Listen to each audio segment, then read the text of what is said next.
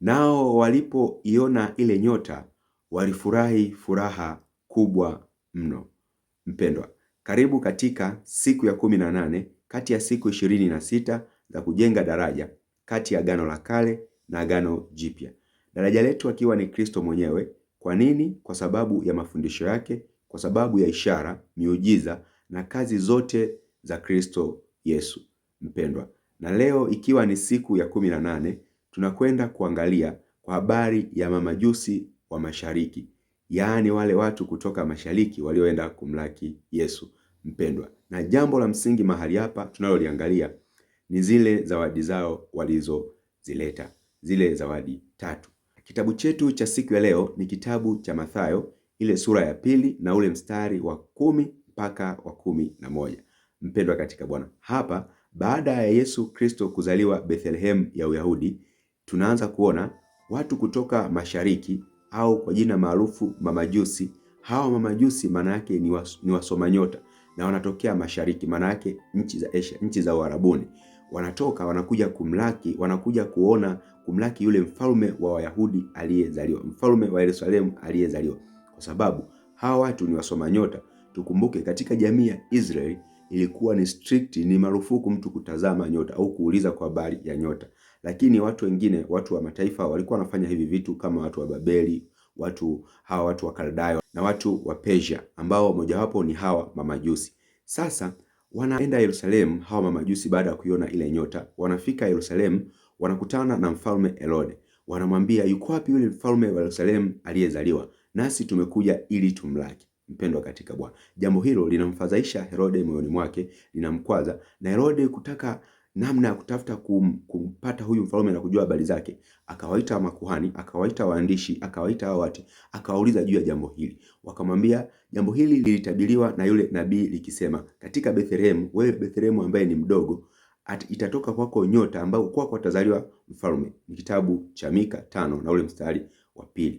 Mpendwa, sasa baada ya Herode kupata habari hizi, akasema sawa, akagundua sehemu ni wapi? Ni Bethlehem ya Uyahudi, ndiko ambako amezaliwa huyo mfalme wa Yerusalemu. Sasa Herode akawaita wale mamajusi, akawaambia ni Bethlehem ya Uyahudi ndiko ambako huyo mtoto amezaliwa, ambaye ni mfalme amezaliwa.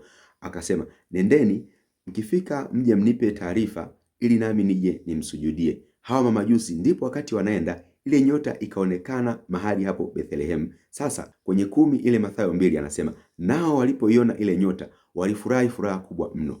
11, wakaingia nyumbani wakamuona mtoto pamoja na Mariamu mamaye, wakaanguka wakamsujudia. Nao walipokwisha kuzifungua hazina zao, wakamtolea tunu, dhahabu na uvumba na manemane. Mpendwa katika Bwana, hapa ndipo ambapo tunaenda kuangalia jambo hili. Hawa mamajusi, hawa wasoma nyota, hawa wageni kutoka mashariki walipofika, wakamuona Mariamu na mtoto, wakamsujudia, wakamwangukia, wakamsujudia, kisha wakazifungua hazina zao, wakatoa zile treasure, tunu zao walizokuja nazo. Hawa watu wanasema walileta dhahabu, wakaleta uvumba na manemane. Mpendwa katika Bwana, haya mambo matatu ndio mambo ambayo tunaenda kuangalia siku ya leo. Jambo la kwanza kabisa, walileta dhahabu. Mpendwa, dhahabu ikiwa inamaanisha nini katika jambo hili? Dhahabu ikiwa inamaanisha kwamba ni mfalme.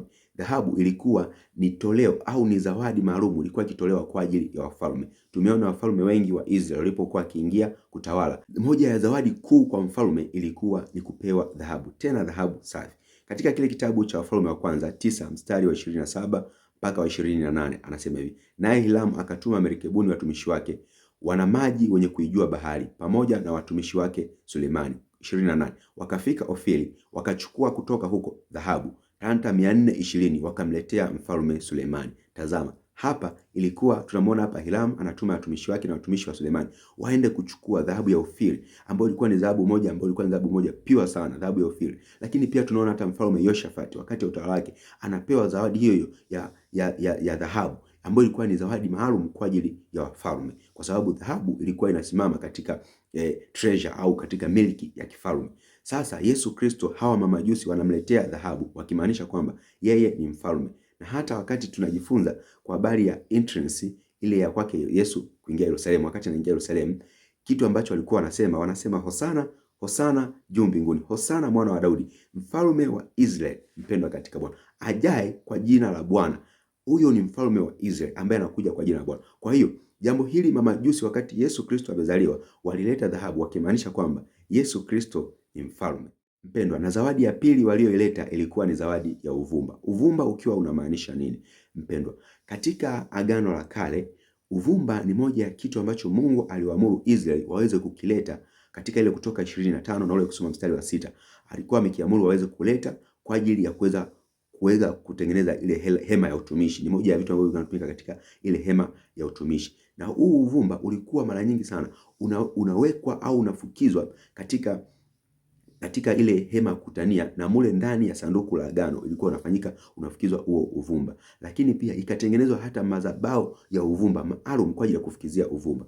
Ukisoma kile kitabu cha Kutoka 30 na mstari wa kwanza anasema hivi: nawe fanya madhabahu ya kufukizia uvumba, utaifanyiza kwa mti wa mshita. Anasema nawe utaifanyiza hiyo madhabahu kwa mti wa mshita, lakini itakuwa ni madhabahu kwa ajili ya kufukizia nini? Uvumba.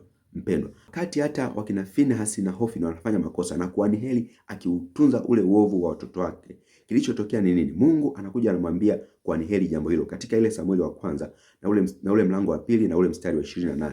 Anamwambia, tazama, mbona katika Israeli kabila la Lawi nilikuchagua ili uweze kufukiza uvumba mbele za Bwana, ili uweze kufukiza uvumba mbele za Bwana. Kwa hivyo Mungu alilichagua kabila la Lawi maalum kwa ajili ya kufukiza uvumba mbele za Bwana, ambao lilikuwa linamaanisha kwamba wenyewe ni kina nani? Ni makuhani, yani kipatanishi kati ya Mungu na wanadamu. Sasa tunaanza kumwona hapa Yesu Kristo, hawa mamajusi wanamletea uvumba wakiwa wanamaanisha kwamba Yesu Kristo ni nani? Kwamba ni kuhani. Kwanza walileta dhahabu. Dhahabu hizo zikiwa zinamaanisha kwanza Yesu Kristo ni nani? Ni mfalme. Lakini pili, jambo lingine waliloleta, hiyo zawadi nyingine ni zawadi ya uvumba, wakimaanisha kwamba Yesu Kristo ni nani? Ni kuhani.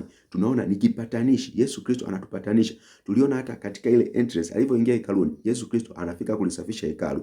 Lakini pia anasema hata katika Ibrania Paulo ile 4 anazungumza mstari kuanzia 13, 14, 15. Anasema hakuna kuhani mkuu aweze kuchukuliana nasi katika ile udhaifu, bali yeye Yesu ambaye alijaribiwa sawasawa nasi. Tunaye kuhani mkuu mmoja ambaye ni Yesu, alijaribiwa sawasawa nasi katika mambo yote, hakufanya dhambi. Basi tumtazame huyo ambaye Yesu Kristo amestahimili haya yote. Ndio tunatakiwa tumtazame huyo.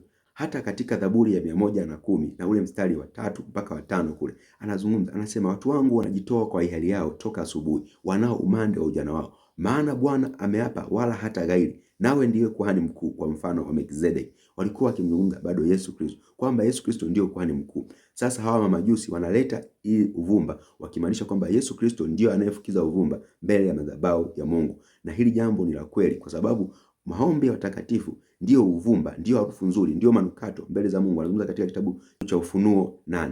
Lakini Yesu Kristo ndio anayetuombea mimi na wewe mbele za Bwana. Katika ile Warumi 8 anazungumza jambo hilo. Mpendwa, hilo ni jambo la pili. Yesu Kristo analetea uvumba akimaanisha kwamba yeye ndiye kuhani. Mpendwa, zawadi ya tatu walioleta hawa mamajusi wa mashariki ilikuwa ni manemane. Mpendwa, manemane ni nini? Manemane ni manukato yanayonukia vizuri. Kwa jina jingine wanaita miri.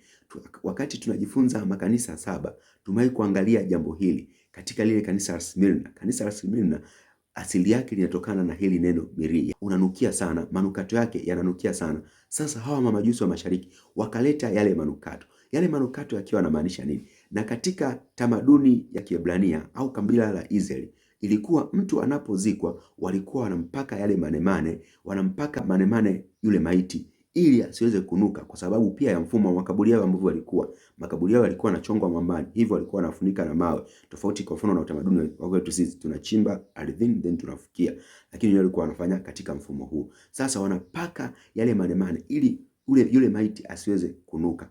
Lakini mpendo katika Bwana, tukumbuke hawa majusi ni watu wa mashariki, na hii manemane ilikuwa ni moja ya biashara yao. Katika ile Mwanzo 37 tuliona wakati Yusufu yupo katika lile shimo, ndugu zake wanataka kumwacha mule, lakini walipoona Yuda akasema hapana, basi tumuuze bora kwa Ishmaeli kuliko tukamuua ndugu yetu. Na ndipo wale wa Ishmaeli tabia yao ilikuwa ni walikuwa wanapeleka Misri, vitu ambavyo walikuwa wakipeleka Misri mojawapo ilikuwa ni hiyo manemane. Sasa wamemletea manemane Kristo kama zawadi, ikiwa ni mdogo, lakini ilikuwa ni unabii unatimizwa katika mauti yake na kifo chake na kuzikwa kwake na kufuka kwake. Baada ya Yesu Kristo kufa, wakati Yusufu Alimataya ameenda kuomba ule mwili wa Yesu wakiwa na Nikodemo, yule ambaye alimwendea Yesu Kristo, walichukua hii manemane wakamfunika, wakampaka katika ule mwili wake. Kumbe lilikuwa ni maandalio kwa ajili ya kuzikwa kwa Yesu Kristo. Anasema hivi katika Yohana 19 mstari wa 39 mpaka 40. Akaenda Nikodemu naye yule aliyemwendea usiku hapo kwanza, katika ile Yohana 3, akaleta mchanganyiko wa manemane na udi yapata ratri 140. Basi wakautoa mwili wake Yesu, wakaufunga sanda ya kitani pamoja na yale manukato, yani ile manemane, kama ilivyo desturi ya Wayahudi katika kuzika. Na hii ilikuwa ni desturi ya Wayahudi katika kuzika. Kwa wakauchukua mwili wa Kristo, wakaupaka manemane na udi na yale manukato yote ambao walikuwa wameweka, ili ule mwili wa Kristo uweze kutunzwa. Kwa hivyo hao mamajusi wanaleta haya manukato kwake Yesu Kristo, ikiwa ni maandalio kwa ajili ya mwili wa Kristo katika kuzika ule mwili wa Kristo, kwa sababu pia huu ulikuwa ni utamaduni wa Wayahudi kufanya hicho kitendo. Mtu anapokufa anafanya hicho. Kwa hivyo jambo hili lilikuwa linaonyesha kwamba Yesu Kristo atakuja, atakufa kwa ajili ya kuchukua dhambi zetu, na hii manemane ni kwa ajili ya kupaka kwenye ule mwili wake. Basi mpendwa, hapa tunajifunza nini kupitia zawadi hizi tatu za hawa mamajusi? Cha kwanza, Yesu Kristo ndiye kuhani kwa sababu ya uvumba aliyomletea. Yesu Kristo ndiye mfalme kwa sababu ya dhahabu, ni zawadi kwa ajili ya wafalme. Na Yesu Kristo ndiye aliyetukomboa sisi. Kwa kufa kwake sisi wote tumepona, tukafanyika kuwa hai, tukafa pamoja naye na kufufuka pamoja naye, mpendwa katika Bwana, katika ile zawadi ya manemane. Mpendwa, natumaini video hii imekuwa ni ya baraka kwako, na kama imekuwa ni ya baraka kwako, usisahau kusubscribe, kulike, kucomment na kushare na watu wengine, ili waweze kupata video zetu mara kwa mara pindi tunapozi-upload. Neema yake Mungu itokayo kwa Yesu Kristo iwe pamoja nawe. Nikutakia siku njema. Amen.